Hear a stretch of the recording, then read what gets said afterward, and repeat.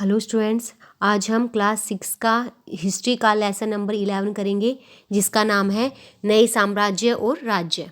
इसमें हम साम्राज्य और राज्य के बारे में पढ़ेंगे।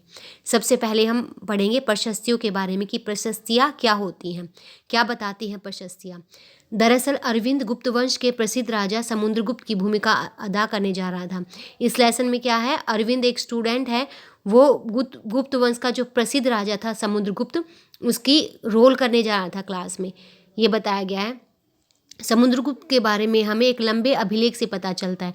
अब समुद्रगुप्त के जो बारे में हमें कैसे पता चलता है, जो हमारे अतीत का जो गुप्त वंश का जो महान शासक था उसके बारे में हमें अभिलेखों से पता चलता है। और अभिलेख मैंने आपको पहले भी बताया है पिछले लेसन्स में, जो किसी स्तंभ पे कुरेदे होते हैं, लिखे होते हैं, गाड़ कर लिखे होते हैं, उनको क्या बोलते हैं हम, अभिलेख। जो समुद्रगुप्त के समय में जो अभिलेख थे, जिनके ऊपर आज उन अभिलेखों में समुद्रगुप्त के बारे में लिखा गया था, उससे हमें समुद्रगुप्त के बारे में पता चलता है कि उसने अपने जीवन के काल में क्या क्या किया। वास्तव में यह उसके दरबारी कवि हरिशेन द्वारा संस्कृत में लिखी एक कविता है। जो अभिलेख है वो क्या है, संस्कृत में लिखी गई एक कविता है। और ये कविता किसने लिखी है, समुद्रगुप्त के दरबारी कवि हरिशेन ने। समुद्रगुप्त के दरबारी कवि हरिशेन ने संस्कृत में एक कविता लिखी समुद्रगुप्त के बारे में। इसे करीब 1700 साल पहले लिखा गया। इलाहाबाद में अशोक स्तंभ पर इसकी खुदाई की गई थी। और यह अभिलेख कहाँ मिलता है, इलाहाबाद के अशोक स्तंभ पर। यह एक विशेष किस्म का अभिलेख है जिसे प्रशस्ति कहते हैं। और प्रशस्ति यह एक संस्कृत शब्द है। प्रशस्ति क्या है, संस्कृत शब्द है, जिसका अर्थ क्या होता है, प्रशंसा होता है, तारीफ करना। इसमें राजा जो प्रशस्तियाँ होते हैं, इसमें राजा की या किसी की भी तारीफ की गई होती है, उनको प्रशस्तियाँ बोलते हैं। प्रशंसा में जो लिखा गया उसको प्रशस्ति बोलते हैं। समुद्रगुप्त की प्रशस्ति, आओ देखिए समुद्रगुप्त की प्रशस्ति हमें क्या बताती है।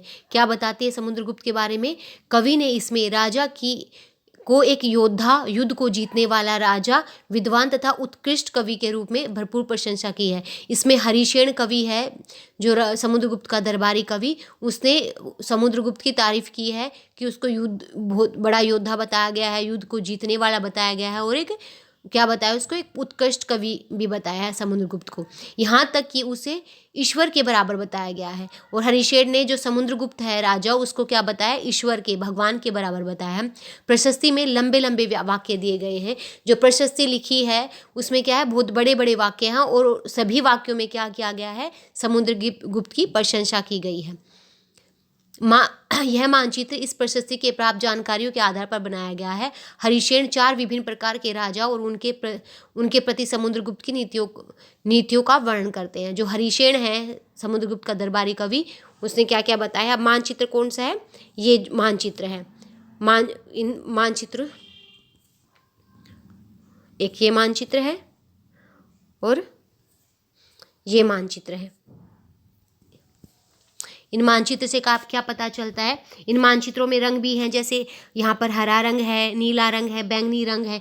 इन रंगों से क्या पता चलता है, इन रंगों से कि मानचित्र में हरे रंग का क्षेत्र आर्यवर्त के 9 शासकों का है। जो हरा रंग है मानचित्र में वो किसका है, आर्यवर्त के 9 शासकों का है, जिन्हें समुद्रगुप्त ने हराकर उनके राज्य को अपने साम्राज्य में मिला लिया। मतलब हरे रंग से जो राज्य हैं, हरे रंग में जिनको रंगा गया है, उन्होंने, समुद्रगुप्त ने उनको अपने राज्य में मिला लिया था, उनको जीतकर। इसके बाद दक्षिणापथ के बाहर के शासक आते हैं। इनमें से कुछ की राजधानियों को दिखाने के लिए मानचित्र पर लाल बिंदु भी दिए गए हैं। और मानचित्र पर ये लाल बिंदु दिए गए हैं, ये दिए गए हैं लाल बिंदु।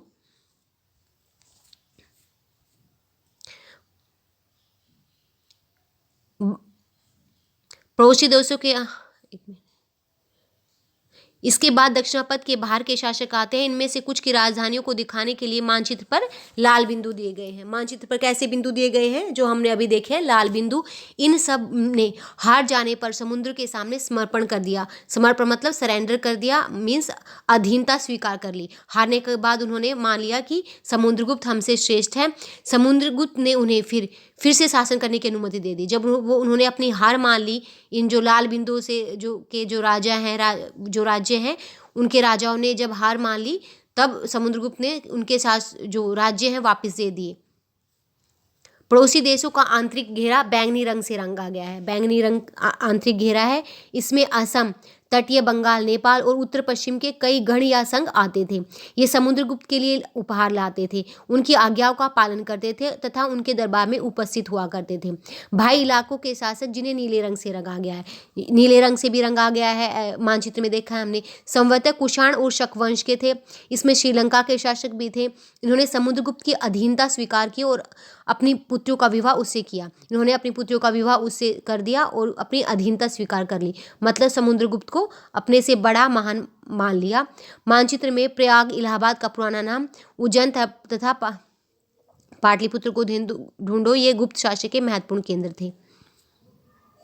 ये मानचित्र में ये जो रंग दिखाए गए हैं हमें अलग अलग, हरा, बैंगनी, नीला, और यहाँ पर जो ये बिंदु दिखाए गए हैं लाल रंग के, ये क्या बताते हैं हमें कि इन राज्यों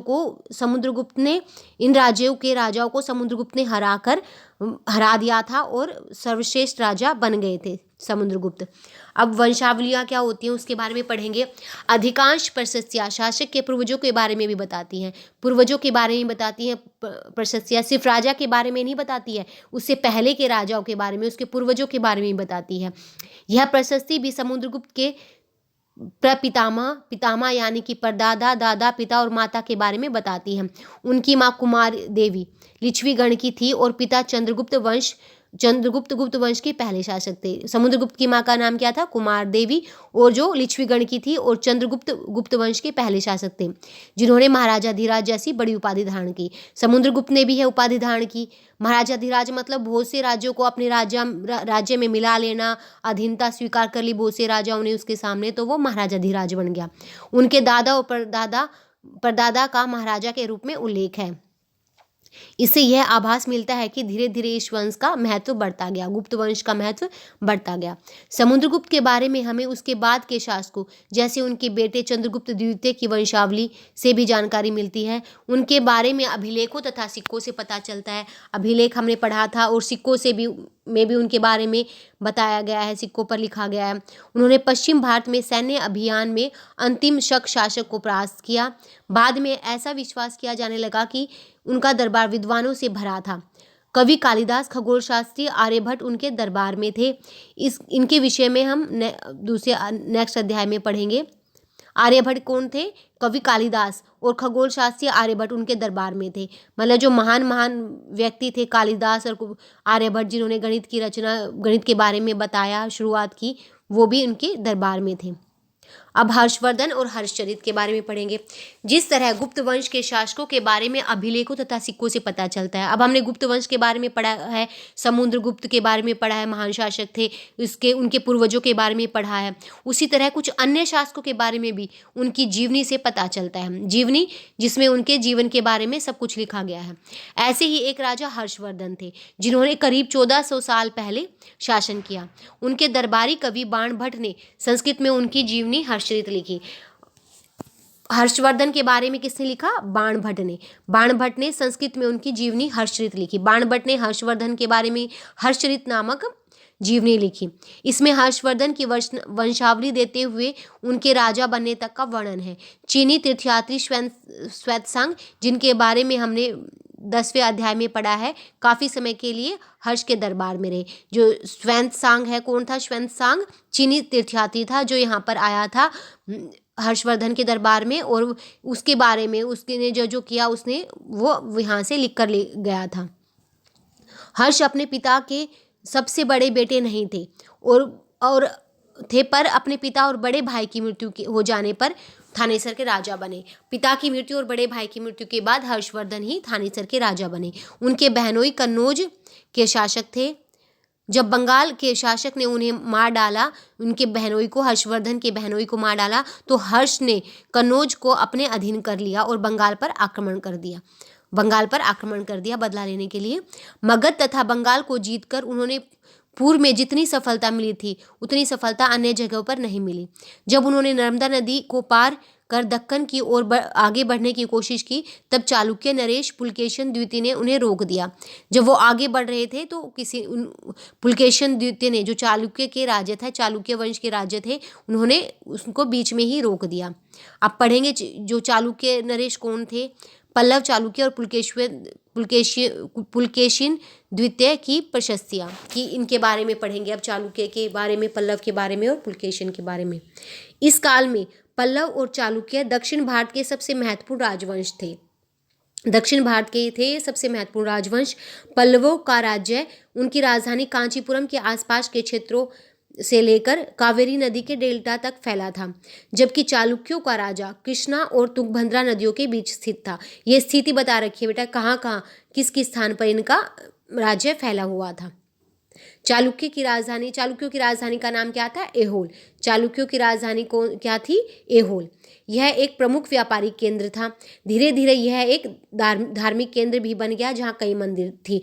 कौन सी जगह? एहोल। जो चालुक्य की राजधानी थी वो धार्मिक केंद्र भी बन गया और कई मंदिर भी बना दिए गए वहाँ पर। पल्लव और चालुक्य एक दूसरे की सीमाओं का अतिक्रमण करते थे। मुख्य रूप से राजधानियों का निशाना बनाया जाता था जो समृद्ध मतलब फेमस शहर थे। जो पल्लव और चालुक्य थे आपस में अतिक्रमण मतलब एक दूसरे पर अटैक करते थे, एक दूसरे की राजधानियों को, क्षेत्रों को अपने अधीन करना चाहते थे और दोनों में, पल्लव और चालुक्यों में लड़ाई होती रहती थी। पुलकेशिन द्वितीय सबसे प्रसिद्ध चालुक्य राजा थे। उनके बारे में हमें उनके दरबारी कवि रवि कीर्ति द्वारा रचित प्रशस्ति से पता चलता है। अब पुलकेशिन द्वितीय प्रसिद्ध चालुक्य राजा थे, उसके पुलकेशिन के बारे में हमें किससे पता चलता है? उनके कवि रवि कीर्ति के द्वारा। जो रवि कीर्ति ने जो प्रशस्तियाँ लिखी पुलकेशिन के बारे में, उससे पता चलता है। इसमें उनके पूर्वजों, खासतौर से पिछली 4 पीढ़ियों के बारे में बताया गया है। पुलकेशिन द्वितीय को अपने चाचा से यह राज्य मिला था। रवि कीर्ति के अनुसार, अभी पढ़ा है हमने, पुलकेशिन द्वितीय के दरबारी कवि, उन्होंने पूर्व तथा पश्चिम दोनों समुद्र तटीय इलाकों में अपने अभियान चलाए। इसके अतिरिक्त उन्होंने हर्ष को भी आगे बढ़ने से रोका। अभियान मतलब आगे और क्षेत्रों को जीतने की प्रयास किए और हर्ष को भी आगे बढ़ने से रोका भी। हर्ष कभी हमारे क्षेत्र पे आक्रमण ना कर दे, हमें ना हरा दे। हर्ष का अर्थ क्या होता है? आनंद होता है। हर्ष को क्या और बोलते हैं? आनंद। कवि का कहना है कि, किस कवि का? रवि कीर्ति का कहना है कि इस पराजय के बाद हर्ष अब हर्ष नहीं रहा, क्योंकि उसको हरा दिया गया। तो अब हर्ष आनंदित नहीं रहा, खुश नहीं रहा, क्योंकि उसको हरा दिया गया था। पुलकेशिन द्वितीय ने पल्लव राजा के ऊपर भी आक्रमण किया। पुलकेशिन द्वितीय ने हर्ष के ऊपर भी आक्रमण किया और उसको हरा दिया। उसके बाद पल्लव राजा के ऊपर भी आक्रमण किया, जिसे कांचीपुरम की दीवार के पीछे शरण लेनी पड़ी, मतलब वहाँ लड़ाई से भागना पड़ा। इन चालुक्यों की विजय अल्पकालीन थे। अल्पकालीन मतलब कुछ समय की थी। इसने हर्ष को भी हराया और मतलब कई जगहों पर आक्रमण करके अपने अधीन ले लिया था, पर इनकी जो विजय थी वो अल्पकालीन, कुछ समय के लिए थी। लड़ाई से दोनों वंश दुर्बल होते गए। पल्लव और चालुक्य क्या? दुर्बल, एक दूसरे से लड़ाई कर करके कमजोर हो गए थे। पल्लवों और चालुक्यों को अंततः राष्ट्रकूटों तथा चोल वंशों ने समाप्त कर दिया। लास्ट में इनको भी राष्ट्रकूटों और चोल वंशों ने समाप्त कर दिया। इन राज्यों का प्रशासन कैसे चलता था? हमने अब पढ़ा गुप्त वंश के बारे में, हर्षवर्धन के बारे में, और पल्लव, चालुक्य, पुलकेशिन के बारे में। अब ये राज्य, इनका प्रशासन कैसे चलता था? क्योंकि बहुत इलाकों को उन्होंने अपने अधीन कर लिया था, तो वो प्रशासन कैसे चलाते थे इतने बड़े एरिया का? पहले के राजाओं की तरह इन राजाओं के लिए भी भूमि कर सबसे महत्वपूर्ण बना रहा। भूमि कर मतलब टैक्स, जो भूमि का जो कर होता है, टैक्स होता है, वो सबसे महत्वपूर्ण था। उससे जो धन मिलता था उससे वो राज्य का कार्यभार संभालते थे। प्रशासन की प्राथमिक इकाई क्या होती थी? गांव। लेकिन धीरे धीरे कई नए बदलाव आए। क्या क्या बदलाव आए? राजाओं ने आर्थिक, सामाजिक, राजनीतिक या सैन्य शक्ति रखने वाले लोगों का समर्थन जुटाने के लिए कदम उठाए। उदाहरण के तौर पर कुछ महत्वपूर्ण प्रशासकीय पद आनुवंशिक बन गए। आनुवंशिक क्या होते हैं? मतलब पिता के बाद बेटा उसी पदवी को अपना लेता है, वही काम करता है, तो उसे आनुवंशिक कहते हैं। मतलब पिता जो काम करता है बेटा भी उसके बाद वही काम करे, उसे आनुवंशिक बोलते हैं। कुछ महत्वपूर्ण प्रशासकीय पद आनुवंशिक बन गए, अर्थात बेटे अपने पिता का पद पाते थे। जैसे कि कवि हरिशेन अपने पिता की तरह महादंडनायक अर्थात मुख्य न्याय अधिकारी था। कवि हरिशेन क्या जो कवि हरिशेन है उसके पिता भी महादंड नायक थे। महादंड नायक मतलब न्याय का काम करते थे और कवि हरिशेन भी उसके बाद महादंड नायक बन गया। कभी कभी एक ही व्यक्ति कई पदों पर कार्य करता था, जैसे कि हरिशेन एक महादंड नायक होने के साथ साथ कुमारात्य क्या होता है, एक महत्वपूर्ण मंत्री तथा संधि विग्रहिक अर्थात युद्ध और शांति के विषयों का भी मंत्री था। मतलब एक ही व्यक्ति ये नहीं है वो एक ही काम करेगा। अब हरिशेन के बारे में पढ़ते थे कि वो महादंड नायक भी था, मतलब न्याय का काम भी करता था, इसके साथ साथ वो संधि विग्रहिक अर्थात युद्ध और शांति के विषय का भी मंत्री था। न्याय का काम भी करता था और युद्ध और शांति के जो विषय होते हैं उनका भी मंत्री था और भी काम करता था साथ साथ। संभवतः वहाँ के स्थानीय प्रशासन में प्रमुख व्यक्तियों का बहुत बोलबाला था। इनमें से नगर श्रेष्ठी यानी मुख्य बैंकर या शहर का व्यापारी, सार्थवाह यानी व्यापारियों के काफिले का नेता, ये वहाँ के जो उस समय जो बोला जाता था, जो व्यापारी के नेता को क्या बोला जाता था, सार्थवाह। उस समय के शब्द हैं ये।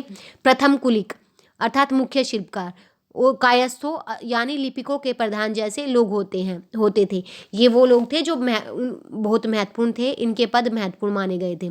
कुछ राजा अभी भी पुराने राजाओं की तरह एक सुसंगठित सेना रखते थे सुसंगठित, जिसमें क्या क्या होता था, हाथी, रथ, घुड़सवार और पैदल सिपाही होते थे। पर इसके साथ साथ कुछ सेनानायक भी होते थे जो आवश्यकता पड़ने पर राजा को सैनिक सहायता दिया करते थे। इन सेनानायकों को कोई नियमित वेतन नहीं दिया जाता था। सेनानायक क्या करते थे, राजा की हेल्प करते थे, उनको अपने सेना भेजते थे उनके पास, पर उनको वेतन पेमेंट नहीं दी जाती थी। उनको बदले में क्या मिलता था, बदले में इनमें से कुछ को भूमि दान दिया जाता था, मतलब भूमि दे दी जाती थी। उनको दी गई भूमि से ये कर वसूलते थे, जिससे वे सेना तथा घोड़ों की देखभाल करते थे। मतलब सेनानायक क्या रखते थे, सेना और घोड़े रखते थे। अब उनको भी भरण पोषण के लिए उनको धन चाहिए, इसके लिए राजा क्या उनको भूमि दे देते थे सेनानायकों को, और सेनानायक उन भूमि पर से कर लेते थे, जिससे वो घोड़े का खर्चा भी उठाते थे, सेना का खर्चा भी उठाते थे और समय पड़ने पर राजा की सहायता करते थे सेना और घोड़ों को देकर। साथ ही वे इससे युद्ध के लिए हथियार जुटाते थे। इस तरह के व्यक्ति सामंत कहलाते थे। जहां कहीं भी शासक दुर्बल होते थे, ये सामंत स्वतंत्र होने की कोशिश करते थे।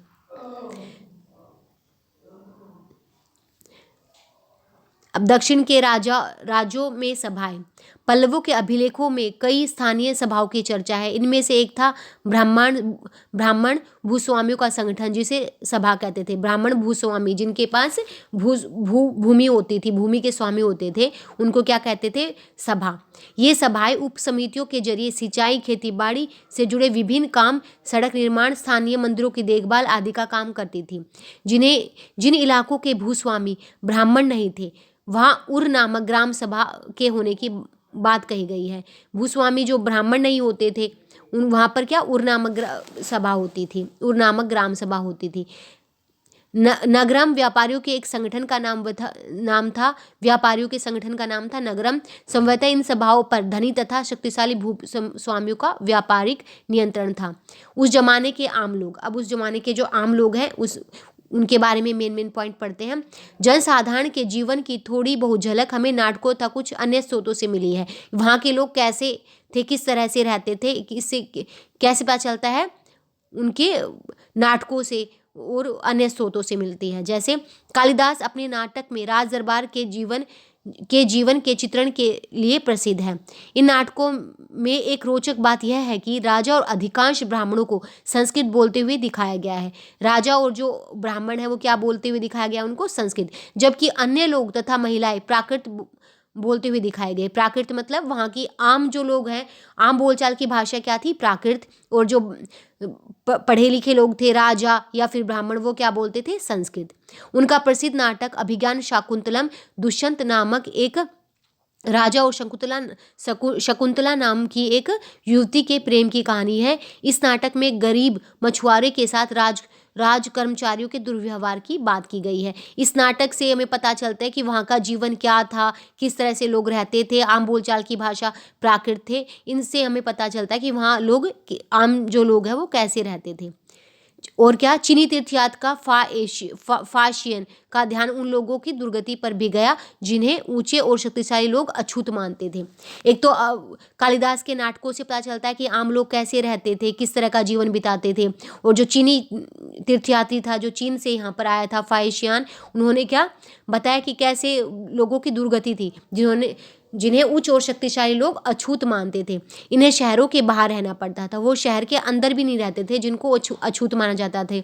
वे लिखते हैं, अगर इन लोगों को शहर या बाजार के भीतर आना होता था तो सभी को आगाह करने के लिए, आगाह मतलब अवेयर करने के लिए, जागरूक करने के लिए, बताने के लिए, ये लकड़ी के एक टुकड़े पर चोट करते रहते थे। मतलब लकड़ी तेज तेज बजाते थे लकड़ी को। यह आवाज़ सुनकर लोग सतर्क हो जाते थे, होकर अपने को छू जाने से या किसी भी प्रकार के संपर्क से बचाते थे। मतलब जो उच्च लोग थे उनकी सोच ऐसी थी कि कभी ये दूसरी जाति के लोग हैं, छोटे लोग जिनको उस समय माना जाता था, कभी हमें छू ना ले, तो वो इस आवाज़ को सुनकर दूर भाग जाते थे, दूर रहते थे इनसे, क्योंकि इनके संपर्क को भी वो गलत मानते थे, जो कि गलत है। आजकल ऐसा कुछ नहीं है। इतनी इस समय ये जो आम लोग हैं उनकी दुर्दशा के बारे में बताया गया है, कितनी दुर्दशा थी उनकी। अन्यत्र अब और अरब के बारे में पढ़ते हैं, अन्य दूसरी जगहों के बारे में। मरुभूमि होते हुए भी सदियों से अरब यातायात का एक बड़ा केंद्र था। यातायात का बड़ा केंद्र कौन सा था? अरब। दरअसल अरब व्यापारी तथा नाविकों ने भारत और यूरोप के बीच समुद्री व्यापार बढ़ाने के में एक महत्वपूर्ण भूमिका निभाई थी। अरब के बारे में बात की गई है कि भारत और अरब व्यापारी तथा नाविकों ने, अरब के जो व्यापारी थे और नाविक थे, उन्होंने भारत और यूरोप के बीच समुद्री व्यापार बढ़ाने के लिए महत्वपूर्ण भूमिका निभाई। अरब में रहने वाले अन्य लोगों में बेदुइन, जो घुमक्कड़ कबीले होते थे। अरब के लोग कौन थे? बेदुइन कौन थे? जो घुमक्कड़ कबीले होते थे, जो यहाँ वहाँ घूमकर अपना काम चलाते थे। ये मुख्य रूप से ऊँटों पर आश्रित होते थे। ऊँटों पर यहाँ वहाँ जाते थे अपने जीविका के लिए, क्योंकि यह एक ऐसा मजबूत जानवर है जो मरुभूमि में भी स्वस्थ रह सकता है। मरुभूमि कौन सी होती है? मरुस्थलीय भूमि, मिट्टी की जमीन। लगभग 1400 साल पहले पैगंबर मोहम्मद ने अरब में इस्लाम नामक एक नए धर्म की शुरुआत की। 1400 साल पहले पैगंबर मोहम्मद, किसने? पैगंबर मोहम्मद ने अरब में इस्लाम नामक एक धर्म की शुरुआत की, इस्लाम नामक धर्म की शुरुआत की। ईसाई धर्म की तरह इस्लाम ने भी अल्लाह को सर्वोपरि माने। ईसाई धर्म की तरह भी इस्लाम ने भी किसको सर्वोपरि माना? सबसे बड़ा माना अल्लाह को। इनके बाद सभी को समान माना गया है। यहाँ इस्लाम धर्म के पवित्र ग्रंथ कुरान का एक अंश दिया गया है। इस्लाम धर्म का पवित्र ग्रंथ कौन सा है? कुरान। के लिए अल्लाह ने इन सब के लिए क्षमा और पुरस्कार रखा है। अगले 100 सालों के दौरान इस्लाम उत्तरी अफ्रीका, स्पेन, ईरान और भारत में फैल गया। इस्लाम धर्म मतलब पहले अरब में था, उसके बाद अगले 100 सालों के दौरान इस्लाम धर्म और कई जगहों पर भी फैल गया, जैसे उत्तर अफ्रीका, स्पेन, ईरान और भारत में भी फैल गया। अरब नाविक जो इस उपमहाद्वीप की तटीय बस्तियों से पहले से ही परिचित थे, अब अपने साथ नए धर्म को भी ले आए। नए धर्म को मतलब इस्लाम धर्म को ले आए। अरब के सिपाहियों ने करीब 1300 साल पहले सिंध को जीत लिया था। सिंध मतलब जो आज के समय में उसको पाकिस्तान कहा जाता है, और अरब ने पाकिस्तान को जीत लिया था। अब इसके प्रश्न उत्तर करेंगे। अभ्यास के प्रश्न, सही या गलत बताओ। हरिशेन ने गौतमी पुत्र श्री सातकर्णी की प्रशंसा में प्रशस्ति लिखी है। गलत। हरिशेन ने गौतमी पुत्र सातकर्णी के बारे में, हरिशेन ने हमने पढ़ा है किसका? समुद्रगुप्त का दरबारी कवि था, उसने समुद्रगुप्त के बारे में लिखा था सब कुछ। आर्यवर्त के शासक समुद्रगुप्त के लिए भेंट लाते थे। गलत, हमने बताया, मानचित्र में पढ़ा है कौन कौन भेंट लाते थे, उसमें सब दिखाया गया है। दक्षिणापथ में बाहर के शासक थे। सही। दक्षिणापथ में कौन से शासक थे? वो बाहर के शासक थे। गुप्त शासकों के नियंत्रण में 2 महत्वपूर्ण केंद्र तक्षशिला और मदुरई थे। गुप्त शासकों के नियंत्रण में 2 महत्वपूर्ण केंद्र कौन कौन से थे? तक्षशिला और मदुरई। गलत। ऐहोल पल्लवों की राजधानी थी। गलत।